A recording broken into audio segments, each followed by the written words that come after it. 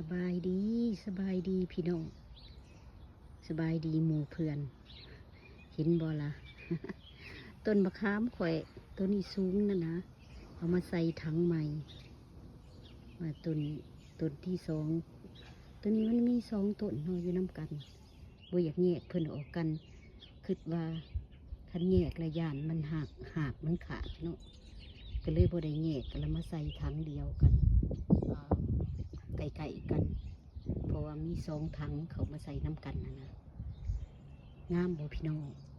มาเด้อมาเก็บใบมะขามบ้านข่อยมีใบมะขามเด้อพวกเจ้ากันว่าผู้ใดอยากกิน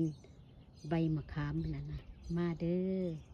มาต้มไก่ใส่ใบมะขามเด้อเอาแซ่บๆเลยแล้วล่ะพี่น้องอยู่มินิโซตาได้นี่อากาศมื้อนี้ดี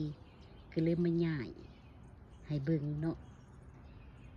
ตัวนี้ย่ายให้เบิ่งแล้วตัวทั้งที่สองนี่เป็นทั้งที่ว่าต้นหน่อยเนาะหากระไดปีหนึ่งค่ะนะอันนี้เป็น